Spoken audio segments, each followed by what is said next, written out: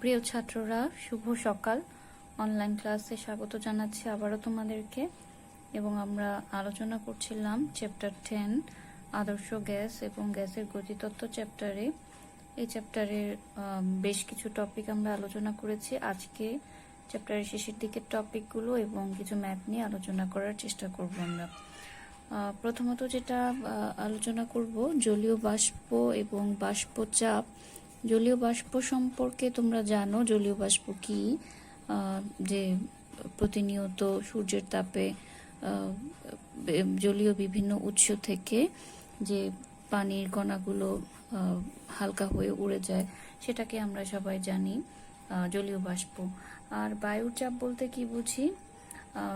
Gas যেহেতু, বায়ু বা গ্যাস সেটা যেহেতু প্রতিনিয়ত ছুটোছুটি করে, তো সেক্ষেত্রে কোনো একটা পাত্রে যদি তাকে রাখা হয় বা কোনো একটা স্থানে যদি তাকে রাখা হয়, পাত্রের একক ক্ষেত্রফলের উপর বায়ুর অণুসমূহ যে বল প্রয়োগ করে, পাত্রের একক ক্ষেত্রফলে বায়ুর যে বায়ুর অণুসমূহ যে বল প্রয়োগ করে তাকে আমরা বলছি বায়ুর চাপ। এক বায়ুমণ্ডলীয় চাপ বা যেটা নর্মাল স্ট্যান্ডার্ড প্রেশার, আদর্শ চাপ, সেটা তোমাদের দেখিয়েছিলাম যে চাপ প্রয়োগ করে তাকে বলছি বায়ুর চাপ। ঠিক আছে, তো বায়ুর চাপ সেটা আমরা এসটিপি বলেছিলাম তোমাদেরকে। বায়ুর চাপের একক প্যাসকেল রয়েছে, প্যাসকেল লিখতে পারি, নিউটন মিটার ইনভার্স 2 লিখতে পারি, অথবা এক বায়ুমণ্ডলীয় চাপ যেটা বহুল ব্যবহার হয়, যে এককটা ব্যবহার হয়ে আসছে, সেই এককটা হচ্ছে 1 অ্যাটমসফিয়ার চাপ, বা অ্যাটমসফিয়ার মানে এক বায়ুমণ্ডলীয় চাপ, যাকে সংক্ষেপে 1 অ্যাটমসফিয়ার বায়ুর চাপ বলা হয়। তো এই ক্ষেত্রে আমরা দেখেছি আগের ক্লাসে যে স্ট্যান্ডার্ড টেম্পারেচার এবং প্রেসারে, অর্থাৎ আদর্শ তাপ এবং চাপ, তাপমাত্রা এবং চাপের ক্ষেত্রে দেখেছিলাম আদর্শ চাপ বলতে কি বোঝায়। সেটা হচ্ছে 0 ডিগ্রি সেলসিয়াস তাপমাত্রায় 45 ডিগ্রি অক্ষাংশে যে 760 মিলিমিটার পারদ স্তম্ভ যে চাপ দেয়, সেটাকেই আমরা বলেছিলাম এসটিপিতে আদর্শ চাপ, যে মানটা, বা আদর্শ বা প্রমাণ চাপ, সেই মানটা দেখিয়েছিলাম তোমাদেরকে। সেটা কোন মানে হয়? 45 ডিগ্রি অক্ষাংশে, আবারও একটু মনে করে দিই, 45 ডিগ্রি অক্ষাংশে 760 মিলিমিটার পারদ স্তম্ভ চাপকেই আমরা বলছি কি? প্রমাণ চাপ। পারদ স্তম্ভ যে চাপ দেয় তাকে বলছি প্রমাণ চাপ, পারস্তম্ভের যে চাপ। তো সেই কারণে একে এক বায়ুমণ্ডলীয় চাপ বলা হয়, এক অ্যাটমসফিয়ার চাপ বলা হয়, অথবা আমরা যেহেতু মিলিমিটার এককে এটা লিখেছি, এককটা মিলিমিটার মার্কারি, এই একক হিসেবেও প্রকাশ করা হয়। চাপের একক 1 অ্যাটমসফিয়ার, এটাকে এই হিসেবেও প্রকাশ করা হয়। আর তোমরা যখন ম্যাথ করবে, ম্যাথ দেখাবো, ম্যাথেও দেখবে মিলিমিটার পারদ বা মিলিমিটার মার্কারি এককটা ব্যবহার করা হচ্ছে, কারণ পারদ স্তম্ভ চাপটাকেই আমরা বলছি প্রমাণ চাপ, সে কারণে মিলিমিটার মার্কারি হিসেবে এককটা ব্যবহার করা হয়। ঠিক আছে, এরপরে গুরুত্বপূর্ণ একটা বিষয় হলো সম্পৃক্ত এবং অসম্পৃক্ত বাষ্পচাপ। সম্পৃক্ত, আমরা বাষ্পচাপ বা বায়ুচাপ বুঝলাম, এরপরে সম্পৃক্ত আর অসম্পৃক্ত বলতে কি বোঝায় সেই জিনিসটা একটু জানার চেষ্টা করি। সম্পৃক্ত বাষ্পচাপ কি? যে কোনো একটা আবদ্ধ স্থান, বদ্ধ যদি জায়গা হয়, একটা বদ্ধ স্থান, সেই জায়গায় যেহেতু আবদ্ধ জায়গা, সেখানে কতটুকু বাষ্প সে ধারণ করতে পারে তার কিন্তু একটা নির্দিষ্ট মাত্রা রয়েছে, এবং সেই মাত্রা পরিপূর্ণ হলে কিন্তু সেই জায়গায় আর বেশি বাষ্প ধারণ করা যায় না। তাহলে কোনো একটা জায়গায় যতটুকু বাষ্প ধারণ ক্ষমতা রয়েছে ঠিক ততটুকু বাষ্প থাকলে সে সেই আবদ্ধ জায়গাটিতে যে পরিমাণ চাপ প্রয়োগ করে তাকে বলা হয় সম্পৃক্ত বাষ্পচাপ। আমি আবার বলছি, যতটুকু একটা বদ্ধ জায়গায় যতটুকু বাষ্প থাকার কথা, যতটুকু বাষ্প থাকার কথা ততটুকুই যদি থাকার কথা ততটুকু যে চাপ প্রয়োগ করে, ততটুকু বাষ্প যে পাত্রের গায়ে বা সে আবদ্ধ জায়গায় যে চাপ দেয় তাকে বলছি সম্পৃক্ত বাষ্পচাপ। একটা পয়েন্ট হলো এটা। দ্বিতীয় পয়েন্ট হলো সম্পৃক্ত বাষ্পচাপ বয়েল এবং চার্লসের সূত্র মানে না। আমরা আদর্শ গ্যাসের যে সূত্র পড়েছি, বয়েল এবং চার্লসের সূত্র মেনে চলে না এই সম্পৃক্ত বাষ্পচাপ। ঠিক আছে, আবার সম্পৃক্ত বাষ্পকে অসম্পৃক্ত বাষ্পেও আমরা পরিণত করতে পারি। সেটা কিভাবে পারি সেটা পরে বলছি। আগে অসম্পৃক্ত বাষ্পচাপ কি সেটা জানি। সম্পৃক্ত বলছি একটা জায়গায় যতটুকু বায়ু ধারণ ক্ষমতা অতটুকু বায়ু যদি থাকে, তখন সেই বায়ু সে যে চাপ দেয় তাকে বলছি সম্পৃক্ত বাষ্পচাপ। তাহলে অসম্পৃক্ত হচ্ছে একটা জায়গায় যতটুকু বায়ু থাকার কথা বা বায়ু ধারণ ক্ষমতা রয়েছে তার চেয়ে যদি কম বাষ্প থাকে, তাহলে সেই বাষ্প যে চাপ দেয় তাকে অসম্পৃক্ত বাষ্পচাপ বলে। তাহলে সম্পৃক্ত, এটা আমরা বলছিলাম সম্পৃক্তের বেলায়। অসম্পৃক্তের বেলায় হবে কি, যে বায়ু ধারণ ক্ষমতার চেয়ে কম বায়ু থাকে। যতটুকু বায়ু ধারণ ক্ষমতা সেই জায়গার রয়েছে তার চেয়ে কম বায়ু যদি সেখানে থাকে, সেই বায়ু যে চাপ দেয় তাকে বলছি অসম্পৃক্ত বাষ্পচাপ। এবং সম্পৃক্ত বাষ্পচাপ যেরকম বয়েল এবং চার্লসের সূত্র মেনে চলে না, অসম্পৃক্ত বাষ্পচাপ বয়েল ও চার্লসের সূত্র মেনে চলে। জাস্ট সম্পৃক্ত বাষ্পচাপের যে সূত্র তার উল্টা। ঠিক আছে, বয়েল এবং চার্লসের সূত্র মানে। এবং একটু আগে বলছিলাম সম্পৃক্ত বাষ্পকে অসম্পৃক্ত বাষ্পে রূপান্তরিত করতে পারি কিভাবে। তাপমাত্রা হ্রাস করে সম্পৃক্ত বাষ্পকে অসম্পৃক্ত বাষ্পে পরিণত করা যায়। তাপমাত্রা কমালে আমরা জানি যে আয়তন কমে যায়। আয়তন যদি হ্রাস পায় তাহলে সেই জায়গায় যতটুকু ধারণ ক্ষমতা ছিল সেই ধারণ ক্ষমতাও কমে যায়, ফলে সেটা খুব তাড়াতাড়ি ফিল আপ হয়ে যায়। তো সে কারণে তাপমাত্রা হ্রাস করে অসম্পৃক্ত বাষ্পকে আমরা সম্পৃক্ত, কারণ যতটুকু বায়ু ধারণ ক্ষমতা ততটুকু যদি ফিল আপ হয়ে যায় তাহলে সেটা সম্পৃক্ত হয়ে যায়। তো সেই হিসেবে তাপমাত্রা কমিয়ে আমরা অসম্পৃক্ত বাষ্পকে সম্পৃক্ত বাষ্পে পরিণত করতে পারি। তাহলে তোমাদের যদি বলা হয় যে সম্পৃক্ত বাষ্প এবং অসম্পৃক্ত বাষ্পের বৈশিষ্ট্য কি কি, প্রথমত হচ্ছে কোনো তাপমাত্রা কোনো আবদ্ধ স্থানে যে পরিমাণ বাষ্প ধারণ ক্ষমতা থাকার কথা সেই পরিমাণ থাকলে সেটাকে বলবো আমরা সম্পৃক্ত বাষ্প, এবং এটা আবদ্ধ স্থানে হবে অবশ্যই। দ্বিতীয়ত সম্পৃক্ত বাষ্প বয়েল এবং চার্লসের সূত্র মেনে চলে না। তৃতীয়ত তাপমাত্রা বৃদ্ধি করে একটি সম্পৃক্ত বাষ্পকে অসম্পৃক্ত বাষ্পে পরিণত করা যায়। আর অসম্পৃক্ত বাষ্পের বৈশিষ্ট্য যদি বলি, যে নির্দিষ্ট স্থানের বায়ুতে যতটুকু বায়ু ধারণ ক্ষমতা তার চেয়ে যদি কম পরিমাণ বায়ু থাকে তাহলে সেখানকার বায়ুকে বলবো অসম্পৃক্ত বাষ্প। এটি আবদ্ধ স্থানেও হতে পারে, খোলা স্থানেও হতে পারে, বাট সম্পৃক্ত অবশ্যই আবদ্ধ স্থানে হতে হবে। অসম্পৃক্ত বাষ্প বয়েল এবং চার্লসের সূত্র মেনে চলে।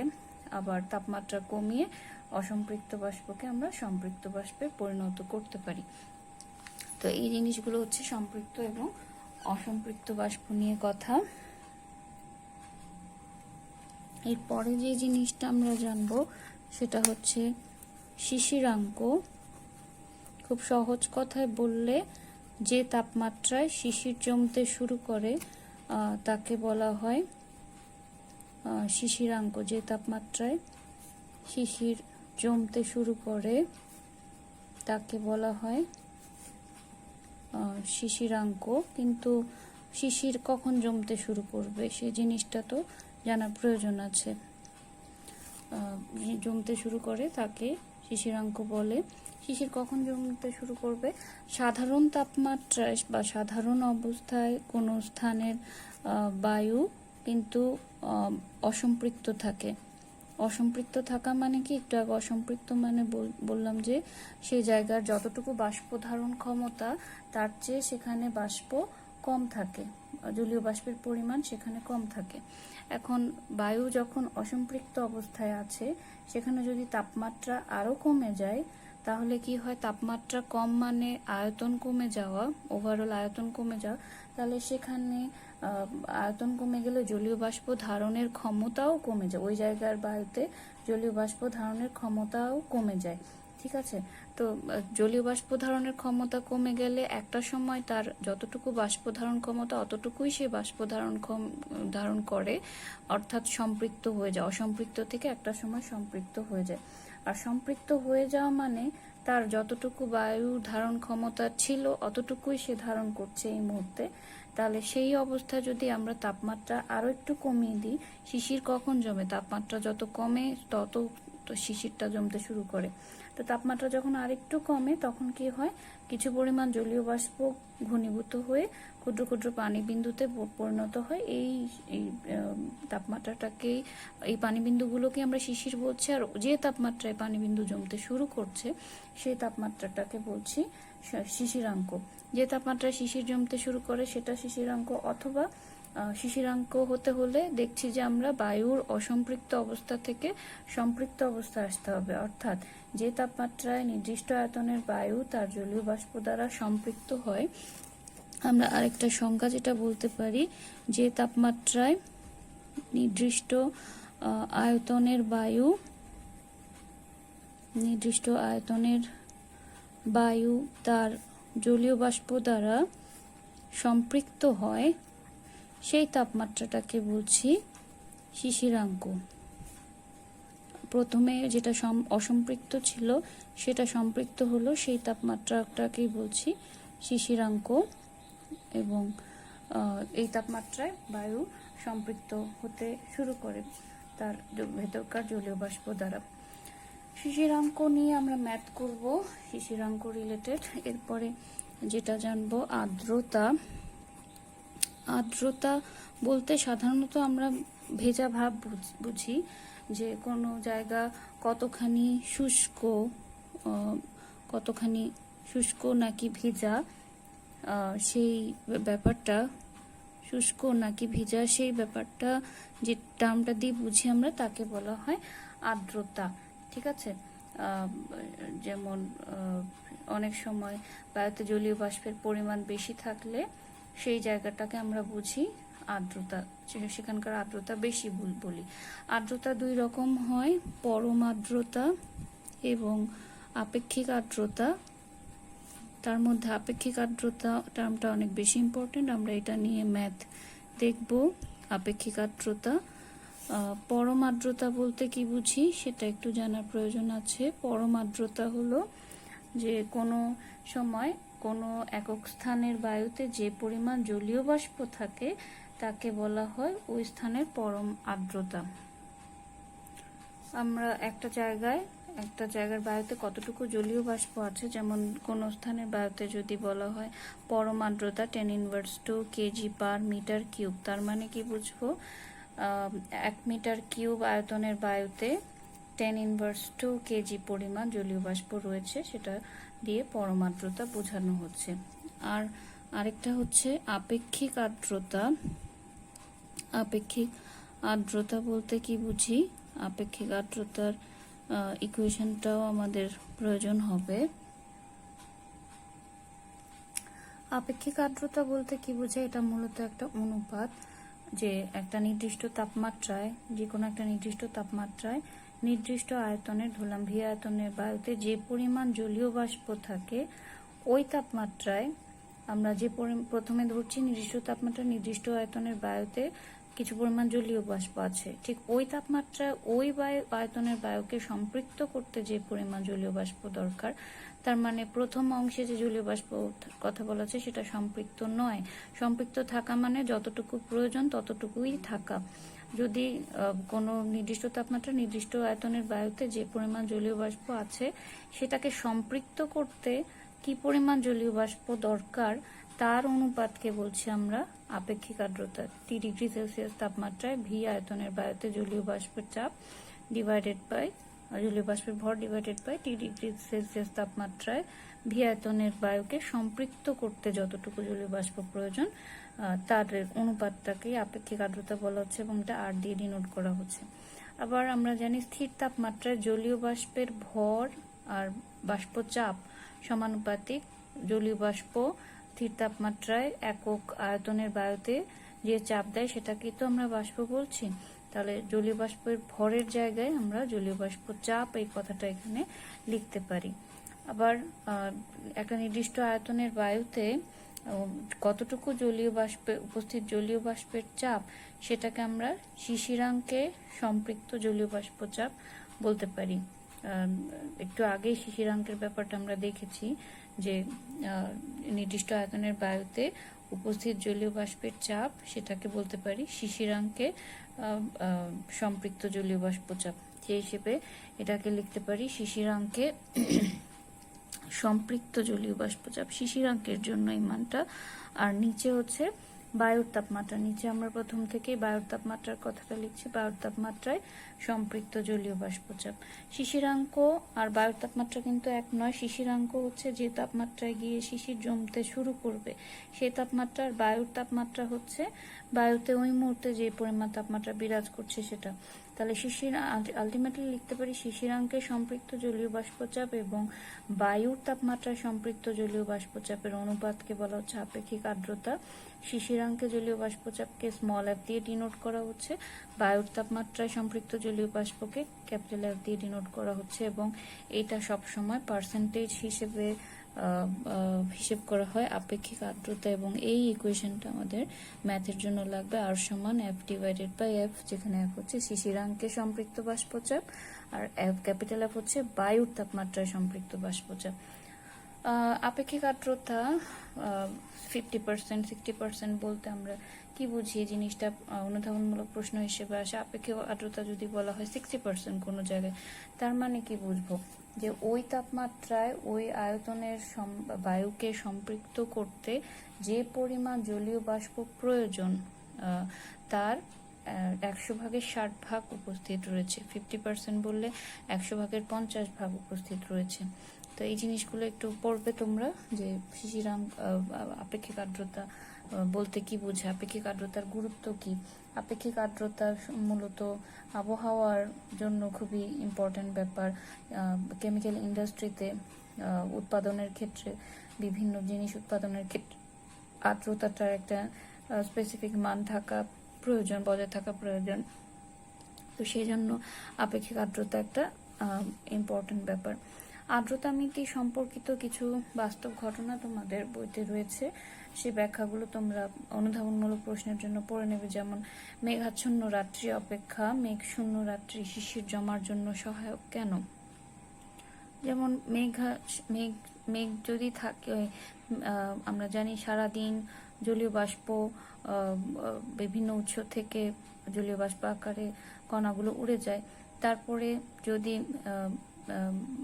সাধারণ অবস্থায় বায়ু অসম্পৃক্ত থাকে বাষ্প দ্বারা, তো মেঘহীন রাত্রি যদি হয় তখন ভূপৃষ্ঠ খুব তাড়াতাড়ি তাপ যেটা সারাদিন শোষণ করে সেটাকে ছেড়ে দেয় এবং একটা সময় বায়ু তার জলীয় বাষ্প দ্বারা সম্পৃক্ত হয় এবং শিশির জমতে শুরু করে। যদি মেঘ না থাকে বায়ু খুব তাড়াতাড়ি ঠান্ডা হতে পারে, তাপমাত্রাটা কমে যায়, তার মানে সেখানকার বায়ু খুব তাড়াতাড়ি সম্পৃক্তও হতে পারে। কিন্তু যদি মেঘ থাকে তাহলে সেক্ষেত্রে মেঘের কারণে ভূপৃষ্ঠ তাড়াতাড়ি তাপ বিকিরণ করতে পারে না, তাড়াতাড়ি ঠান্ডা হয় না, ফলে তার পক্ষে ভূপৃষ্ঠের তাপমাত্রার লেভেলটা সহজে কমে না। তাপমাত্রার লেভেল না কমলে তো শিশির জমে না। তো সে কারণে মেঘাচ্ছন্ন রাত্রি অপেক্ষা মেঘশূন্য রাত্রি অর্থাৎ মেঘহীন রাত্রি শিশির জমার জন্য সহায়ক। এরকম আরো কিছু অনুধাবনমূলক প্রশ্ন রয়েছে। বর্ষার দিন অপেক্ষা শীতকালে ভিজা কাপড় তাড়াতাড়ি শুকায় কেন? ঘর্মাক্ত দেহে বাতাস লাগলে আরাম অনুভূত হয় কেন? এই জিনিসগুলো তোমরা একটু পড়ে নিবে অনুধাবনমূলক প্রশ্নের জন্য। শিশিরাঙ্ক তার সঙ্গে আপেক্ষিক আর্দ্রতার সম্পর্ক কি রয়েছে? শিশিরাঙ্ক হচ্ছে সেই তাপমাত্রা যে তাপমাত্রায় শিশির জমতে শুরু করে বা যে তাপমাত্রায় কোনো নির্দিষ্ট আয়তনের বায়ু তার জলীয় বাষ্প দ্বারা সম্পৃক্ত হয় সেটা শিশিরাঙ্ক। আর জলীয় আপেক্ষিক আর্দ্রতা বলতে আমরা বুঝি কোন স্থানে কতটুকু বায়ুতে কতটুকু পরিমাণ জলীয় বাষ্প রয়েছে সে তার পরিমাপটা হচ্ছে তার আপেক্ষিক আর্দ্রতার পরিমাপ। একটা উপপাদ্য গ্লেসিয়ারের উপপাদ্য, তার সাহায্যে শিশিরাঙ্ক এবং আপেক্ষিক আর্দ্রতাকে সম্পৃক্ত করা হয় বা সম্পর্কটা দেখানো গ্লেসিয়ারের উপপাদ্য বলা হয় সেটাকে। গ্লেসিয়ারের উপপাদ্য মূলত একটা ইকুয়েশন, যেখানে বায়ুর তাপমাত্রা যদি ধরি আমি কোনো স্থানের বায়ুর তাপমাত্রা, সেদিনকার বায়ুর তাপমাত্রা যদি হয় θ1 এবং সেইখানে যদি থার্মোমিটার আমি আপেক্ষিক আর্দ্রতা নির্ণয় করতে হলে তো থার্মোমিটার ইউজ করতে হয়। থার্মোমিটারে দুই ধরনের বাল্ব থাকে, একটা হচ্ছে শুষ্ক বাল্ব, একটা হচ্ছে সিক্ত বাল্ব। তো শুষ্ক বাল্ব নয়, সিক্ত বাল্ব যে থার্মোমিটার, সিক্ত বাল্ব থার্মোমিটার, তার তাপমাত্রা, থার্মোমিটারের তাপমাত্রা যদি হয় θ2 আর শিশিরাঙ্ক ওই সময় শিশিরাঙ্ক যদি হয় থিটা, তাহলে গ্লেসারের সূত্রানুসারে, গ্লেসারের উপপাদ্য অনুসারে θ1 মাইনাস থিটা সমান জি ইন্টু θ1 মাইনাস θ2। এখানে জি বলতে বোঝাচ্ছে গ্লেসারের ধ্রুবক বা গ্লেসারের উৎপাদক বা ধ্রুবক বোঝায়। θ1 হচ্ছে বায়ুর তাপমাত্রা, থিটা হচ্ছে শিশিরাঙ্ক, θ2 হচ্ছে সিক্ত বাল্ব। একটা স্থানে আর্দ্রতা মাপার জন্য যে আর্দ্রতা মাপক যন্ত্র ব্যবহার করা হয় সেখানে দুইটা থার্মোমিটার থাকে, একটা হচ্ছে শুষ্ক বাল্ব থার্মোমিটার, আরেকটা হচ্ছে সিক্ত বাল্ব থার্মোমিটার। সিক্ত বাল্ব থার্মোমিটার, সিক্ত বাল্বটা অর্থাৎ সেই থার্মোমিটারের বাল্বটা পানির মধ্যে একটা পানির পাত্রে ডুবানো থাকে। শুষ্ক বাল্ব থার্মোমিটার হচ্ছে বায়ুতে যে তাপমাত্রা সেটাই প্রদর্শন করে, আর সিক্ত বাল্ব থার্মোমিটার কিছুটা কম তাপমাত্রা প্রদর্শন করে, অর্থাৎ θ1 ইজ অলওয়েজ গ্রেটার দেন θ2 হয়। তো এই দুটি থার্মোমিটারের পার্থক্য থেকে ওই জায়গার আপেক্ষিক আর্দ্রতা সম্পর্কে ধারণা দেওয়া হয়। তো এই সিক্ত বাল্ব থার্মোমিটারের তাপমাত্রা হচ্ছে θ2, আর যদি শুষ্ক বাল্বের তাপমাত্রা θ1 ধরি বা বায়ুর তাপমাত্রা θ1 ধরি, θ1 সবসময় θ2-র চেয়ে বড় হয়। এখান থেকে আমাদের যদি শিশিরাঙ্ক নির্ণয় করতে বলা হয়, খুব সহজেই আমরা শিশিরাঙ্ক নির্ণয় করতে পারি। শিশিরাঙ্ক থিটা সমান হবে θ1 মাইনাস জি ইন্টু θ1 মাইনাস θ2, এবং এই ইকুয়েশনটাও ম্যাথের জন্য আমাদের লাগবে,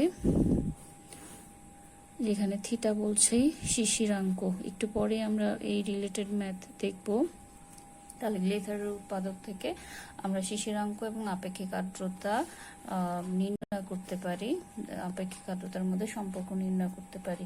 আপেক্ষিক আর্দ্রতা নির্ণয়ের জন্য যে যন্ত্র ব্যবহার করা হয় তাকে বলা হয় হাইগ্রোমিটার। হাইগ্রোমিটার যেটা কি নির্ণয় করে? আপেক্ষিক আর্দ্রতা নির্ণয় করে। বিভিন্ন ধরনের হাইগ্রোমিটার বা আপেক্ষিক আর্দ্রতা মাপক যন্ত্র রয়েছে, তার মধ্যে একটা তো বললাম শুষ্ক ও সিক্ত বাল্ব থার্মোমিটার বা শুষ্ক ও সিক্ত বাল্ব আর্দ্রতা মাপক যন্ত্র, যেখানে দুইটা থার্মোমিটার থাকে। এছাড়া শিশিরাঙ্ক আর্দ্রতা মাপক যন্ত্র রয়েছে, রাসায়নিক আর্দ্রতা মাপক যন্ত্র রয়েছে, কেশ আর্দ্রতা মাপক যন্ত্র রয়েছে। তো এক একটা আর্দ্রতা মাপক যন্ত্রের ফাংশন এক এক রকম। আমরা যদি আবহাওয়ার জন্য যেটা প্রয়োজন, আবহাওয়া পূর্বাভাসের জন্য, সেটা হচ্ছে শুষ্ক ও সিক্ত বাল্ব হাইগ্রোমিটার। শুষ্ক ও সিক্ত বাল্ব হাইগ্রোমিটার সেটা হচ্ছে আবহাওয়া মাপার জন্য যেটা ব্যবহার করা হয়। এক্ষেত্রে থার্মোমিটার যেটা বললাম, দুইটা থার্মোমিটার থাকে, একটার তাপমাত্রা θ1 θ2 ধরলে শুষ্কটা হচ্ছে θ1, সিক্তটা হচ্ছে সিক্ত বা ভেজা যেটা সেটা θ2 হলে, এবং তাদের পার্থক্য যদি কম হয় তাহলে আবহাওয়ার পূর্বাভাসে যেটা বলা হয় আবহাওয়া আর্দ্র হতে পারে, কারণ দুইটা তাপমাত্রা খুব কাছাকাছি হয়। যদি পার্থক্য খুব বেশি হয় তাহলে আবহাওয়া শুষ্ক হয়। এই দুটি থার্মোমিটারের পার্থক্য যদি বেশি হয় সেক্ষেত্রে আবহাওয়া হবে শুষ্ক। ম্যাথেও আসে আবহাওয়া সম্পর্কে পূর্বাভাস দাও। পার্থক্য কম হলে আবহাওয়া হবে আর্দ্র বা সিক্ত আবহাওয়া। ধীরে ধীরে কমতে থাকলে, পার্থক্যটা যদি ধীরে কমে, আস্তে আস্তে কমতে থাকে, তাহলে হচ্ছে বৃষ্টি হতে পারে, বৃষ্টির সম্ভাবনা থাকে। আর যদি হঠাৎ করে দুটি থার্মোমিটারের পার্থক্য হঠাৎ হ্রাস পায়, হঠাৎ করে কমে যায়, তার মানে সেখানে ঝড় হতে পারে, ঝড়ের পূর্বাভাস সেটা। তো এইভাবে হাইগ্রোমিটার বা আর্দ্রতা মাপক যন্ত্রের সাহায্যে আবহাওয়ার পূর্বাভাসও দেওয়া হয়। আমরা মোটামুটি এই চ্যাপ্টারের যে জিনিসগুলো আলোচনা করার সেগুলো করেছি। কিছু ম্যাথ আমরা আজকের ক্লাসে দেখব। ফরম্যাটগুলো আমি তোমাদের দেখাবো, বাকিগুলো তোমাদের নিজেদের প্র্যাকটিস করতে হবে। প্রচুর ইকুয়েশন রয়েছে এই চ্যাপ্টারে বলেছি, সেগুলো দেখে দেখে প্র্যাকটিস করতে হবে। আমাদের প্রথম প্রশ্ন হচ্ছে, কোনো গ্যাস অণুর ব্যাস বলা আছে 3 × 10⁻³ মিটার এবং প্রতি ঘন সেন্টিমিটারে অণুর সংখ্যা 6 × 10⁻23। স্বাভাবিক তাপমাত্রা অর্থাৎ এসটিপি, স্ট্যান্ডার্ড টেম্পারেচার বা এবং প্রেসারে স্বাভাবিক তাপমাত্রা, এটাকে কিন্তু আগে এনটিপি বলা হতো, ন্যাচারাল টেম্পারেচার এবং প্রেসার, এখন এসটিপি বলা হয়। এনটিপি আর এসটিপি কিন্তু একই বিষয়। স্বাভাবিক তাপমাত্রা ও চাপে অণুগুলোর মূল গড় বর্গবেগ অর্থাৎ সিআরএমএস ভ্যালু, সেটা বলা আছে 500 মিটার/সেকেন্ড যদি হয়। আশা করি প্রশ্নের ধরন দেখে আইডিয়া করতে পারছো কোন বিষয় নিয়ে এটি। গড় মুক্ত পথ রিলেটেড ম্যাথ। প্রথম প্রশ্ন, আপেক্ষিক আর্দ্রতা কি? আজকের ক্লাসেই সেটা বলেছে। আপেক্ষিক আর্দ্রতা কি? শিশিরাঙ্কে সম্পৃক্ত জলীয় বাষ্পচাপ আর বায়ুর তাপমাত্রা সম্পৃক্ত জলীয় বাষ্পচাপের অনুপাত হচ্ছে আপেক্ষিক আর্দ্রতা। পরম আর্দ্রতা বৃদ্ধির সাথে সাথে গ্যাসীয় অণুর গড় বর্গবেগও বৃদ্ধি পায়। কেন? পরম আর্দ্রতা বৃদ্ধি পাওয়া মানে কোন স্থানের পরম আর্দ্রতা মানে একক আয়তনের বায়ুতে উপস্থিত জলীয় বাষ্পের ভর। তো পরম আর্দ্রতা বৃদ্ধি হওয়া মানে একক আয়তনের বায়ুতে জলীয় বাষ্পের পরিমাণও বৃদ্ধি পাওয়া। তো জলীয় বাষ্পের পরিমাণ বৃদ্ধি পাওয়া মানে বাষ্পের অণুর সংখ্যা বৃদ্ধি পাওয়া। অণুর সংখ্যা বৃদ্ধি পেলে এদের ছোটাছুটিও বাড়বে এবং ছোটাছুটি বাড়লে তাদের বেগ, গড় বর্গবেগ সবই বৃদ্ধি পাবে। এনটিপিতে থার্ড প্রশ্ন হচ্ছে, এনটিপিতে গ্যাসের ঘনত্ব নির্ণয় করো। এনটিপি বা এসটিপি দুটা বিষয় বলেছি একই রকমই। এনটিপিতে যদি আমাদের গ্যাসের ঘনত্ব নির্ণয় করতে হয়, এখানে যেটা আমরা সিআরএমএস সমান পড়েছি √3p/ρ। গত ক্লাসে ইকুয়েশনগুলো তোমাদের দেখিয়েছিলাম। ঘনত্ব নির্ণয় করতে হবে আমাদের। তো রো সমান, তাহলে আমরা কি লিখতে পারি? রো সমান লিখতে পারি 3p/c²। সিআরএমএস বা সি স্কোয়ার সেটাকে বলতে পারি। আমাদের প্রশ্নে 3 × p এর ভ্যালু যেটা বলা আছে এনটিপি বলে দেওয়া মানে হলো এখানে p সমান মান আমার মুখস্থ বসাতে হবে 101.325 প্যাসকেল বা নিউটন মিটার ইনভার্স টু, সেটা এনটিপি বা এসটিপি যাই বলি না কেন, প্রেসারের মানটা।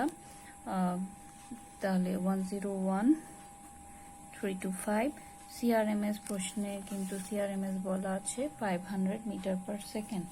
সিআরএমএস সেটা বলা আছে 500 মিটার/সেকেন্ড। তাহলে 500 হোল স্কোয়ার যদি আমরা করি, খুব সহজেই আমরা রো এর ভ্যালুটা এখানে পাবো, সেটা 1.216 kg/m³। ঘনত্ব যেহেতু ইকুয়েশন জানলে প্রশ্নটা উত্তর করা কিন্তু খুবই সহজ ব্যাপার। ঘ নাম্বার প্রশ্ন যেটা বলেছে, উদ্দীপকের তথ্য থেকে প্রতি সেকেন্ডে সংগঠিত সংঘর্ষের সংখ্যা কোন ক্ষেত্রে বেশি হবে? ক্লসিয়াস আর বোলজম্যানের সমীকরণ ব্যবহার করে তুলনা করো। তোমাদেরকে গত ক্লাসেই দেখিয়েছিলাম গড়মুক্ত পথে 3টা ইকুয়েশন, ম্যাক্সওয়েলের ইকুয়েশন, ক্লসিয়াসের ইকুয়েশন, বোলজম্যানের ইকুয়েশন, এবং বলেছিলাম যদি কোনো কিছু উল্লেখ করা না থাকে আমরা ম্যাক্সওয়েলের ইকুয়েশন ব্যবহার করব। যেহেতু এই প্রশ্নে ক্লসিয়াস এবং বোলজম্যান উল্লেখ করা আছে, তাহলে ক্লসিয়াস এবং বোলজম্যানের ইকুয়েশনটাই আমরা ব্যবহার করব। কি বলেছে, প্রতি সেকেন্ডে সংঘটিত সংঘর্ষের সংখ্যা কোন ক্ষেত্রে বেশি হবে? ক্লসিয়াস এবং বোলসম্যানের বিবৃতি অনুসারে, সূত্র অনুসারে আমরা যদি ক্লসিয়াস এবং বোলসম্যানের সূত্রানুসারে প্রথমে গড় মুক্ত পথ নির্ণয় করতে চাই।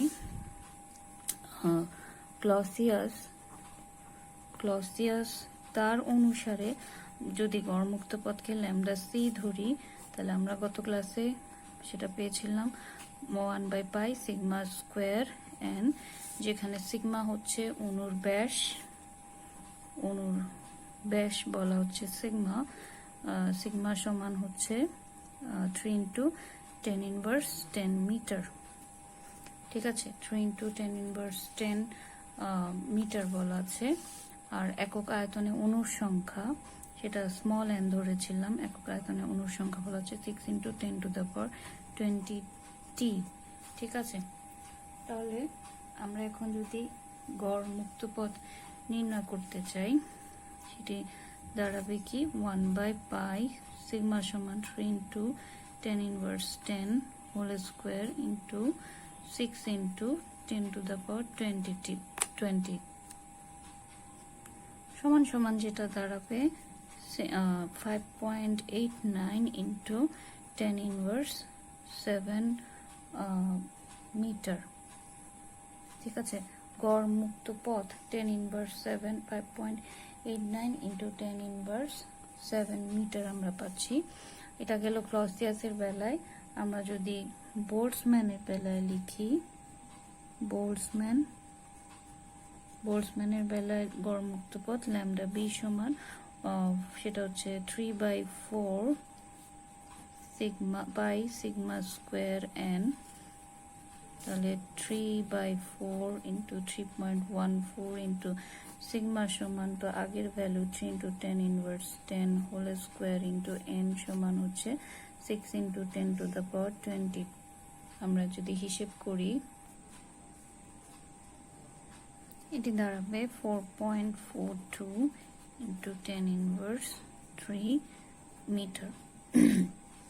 এখন আমরা যে গড় মুক্ত পথ বের করার প্রয়োজন কি, গড় মুক্ত পথ অনুসারে আমরা দেখছি যে lambda C is greater than lambda B.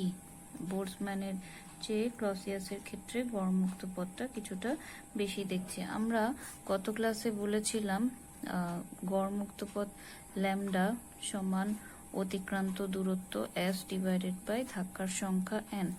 অর্থাৎ গড় মুক্ত পথ যদি দূরত্ব ফিক্স থাকে, সেক্ষেত্রে ধাক্কার সংখ্যার ব্যস্তানুপাতিক। গড় মুক্ত পথ যার বেশি, সেখানে ধাক্কার সংখ্যা অর্থাৎ প্রতি সেকেন্ডে ধাক্কার সংখ্যাও বেশি হবে। আমাদের প্রশ্নটা ছিল যে সংঘটিত সংঘর্ষের সংখ্যা কোন ক্ষেত্রে বেশি হবে। তাহলে যার ক্ষেত্রে গড় মুক্ত পথ বেশি, তার ক্ষেত্রে সংঘর্ষের সংখ্যা কম হবে, আর যার ক্ষেত্রে গড় মুক্ত পথ কম, তার ক্ষেত্রে সংঘর্ষের সংখ্যা বেশি হবে। আমরা দেখছি গড় মুক্ত পথ বোলসম্যানের ক্ষেত্রে কম, সুতরাং সংঘর্ষের সংখ্যা হবে বোলসম্যানের ক্ষেত্রে বেশি। সুতরাং বলতে পারি আমরা বোলসম্যানের ক্ষেত্রে প্রতি সেকেন্ডে সংঘর্ষের সংঘর্ষ বেশি হবে, সেটা আমরা বলতে পারি। এটি গেল আমাদের ফার্স্ট ম্যাথ, গড় মুক্ত পথ রিলেটেড। সেকেন্ড যে ম্যাথটি আমরা দেখব, সেটি হচ্ছে চিত্রে এ ও বি দুটি পাত্রের বলা আছে। এ এবং বি দুটি পাত্রের একটিতে নাইট্রোজেন গ্যাস আছে, আরেকটিতে অজানা একটা গ্যাস আছে। এ পাত্রে চাপ হচ্ছে 0.42 কিলোপ্যাসকেল, বি পাত্রের চাপ হচ্ছে 0.52 কিলোপ্যাসকেল। এ পাত্রে সিআরএমএস গড় বর্গবেগ যে ভ্যালুটা 1500 মিটার পার সেকেন্ড, যেটা বি পাত্রে 1600। এ পাত্রের আয়তন, গ্যাসের আয়তন 10⁻³ এবং বি পাত্রেও তাই একই। এ পাত্রে গ্যাস রয়েছে 2 মোল, বি পাত্রেও গ্যাস রয়েছে 2 মোল। পার্থক্য হলো চাপ এবং আরএমএস ভ্যালুতে। প্রথম প্রশ্ন, আদর্শ গ্যাস কাকে বলে? যে সকল গ্যাস সকল তাপমাত্রা ও চাপে আদর্শ গ্যাস সমীকরণগুলো মেনে চলে এবং গ্যাসের গতিতত্ত্বের স্বীকার্য মেনে চলে, সেগুলোকে আমরা বলি আদর্শ গ্যাস। গ্যাসের ক্ষেত্রে ঘনত্ব বনাম তাপমাত্রার লেখো। আমরা ক্লাসে দেখিয়েছি তোমাদের, গ্যাসের ক্ষেত্রে ঘনত্ব এবং তাপমাত্রার সম্পর্কটা হচ্ছে ব্যস্তানুপাতিক। সেই হিসেবে গ্রাফটা কিরকম হওয়ার কথা, তাপমাত্রার সাথে যদি ঘনত্বকে রিলেট করি তাহলে তাপমাত্রা যত বাড়বে ঘনত্ব তত কমতে থাকবে, যেহেতু ব্যস্তানুপাতিক। এসটিপি মানে স্ট্যান্ডার্ড টেম্পারেচার এবং প্রেসার। সেই এসটিপিতে বি পাত্রের গ্যাসের গতিশক্তি নির্ণয় করতে বলা হচ্ছে। আমরা জানি এসটিপিতে গতিশক্তি যদি নির্ণয় করতে চাই 3/2 nRT, এই সমীকরণ আমরা ব্যবহার করতে পারি, যেখানে n সমান বলা হচ্ছে 2 মোল, আর সমান আমরা জানি মানটা 8.314 joule per mole per kelvin.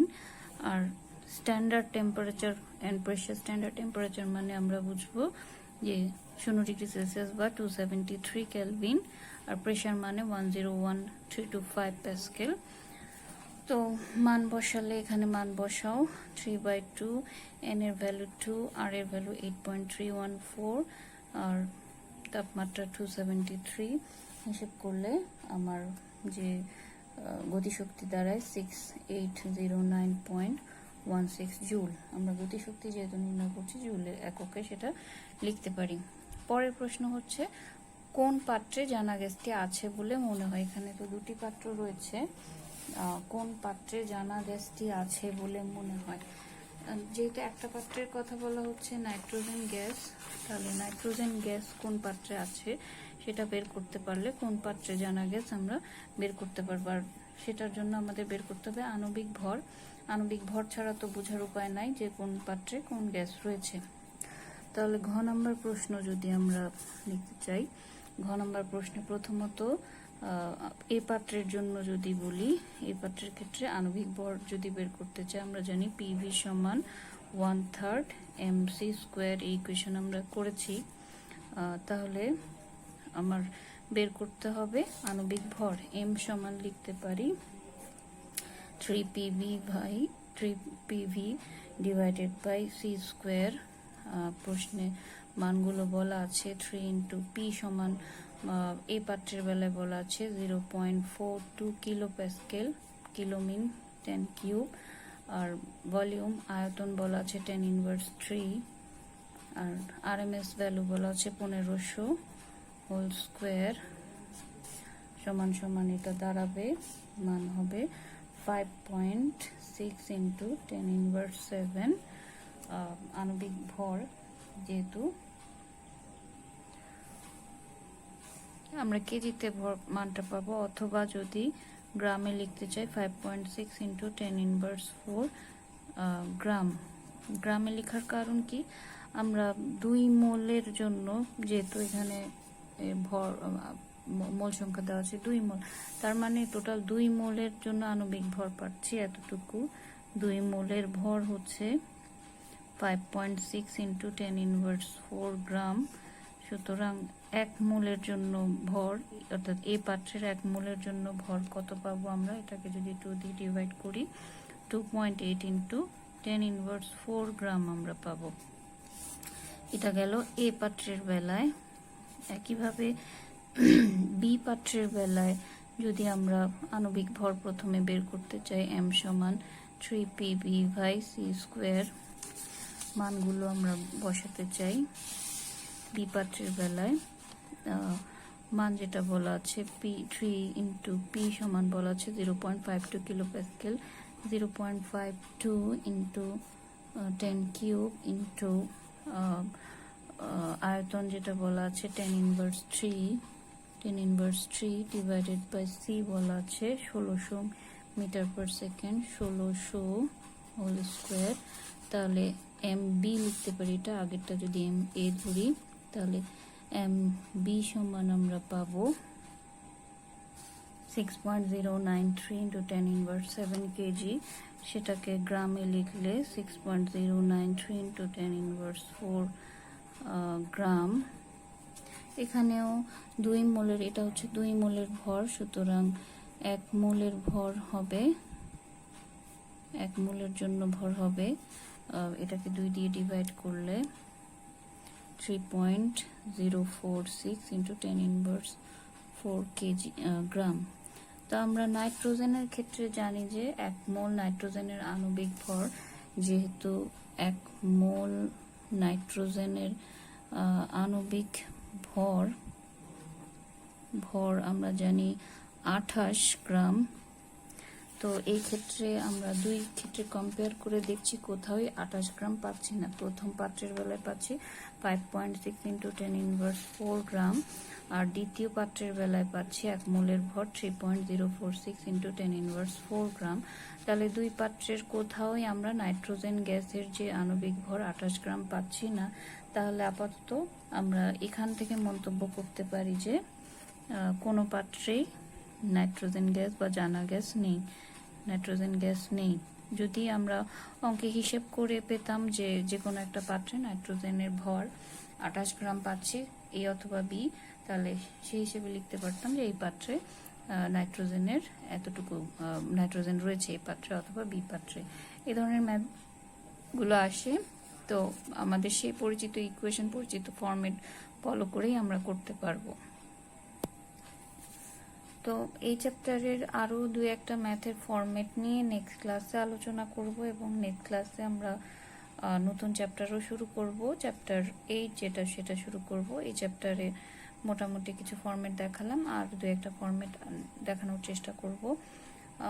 তোমাদের প্রবলেমগুলো তোমরা কমেন্টে জানাবে আশা করি।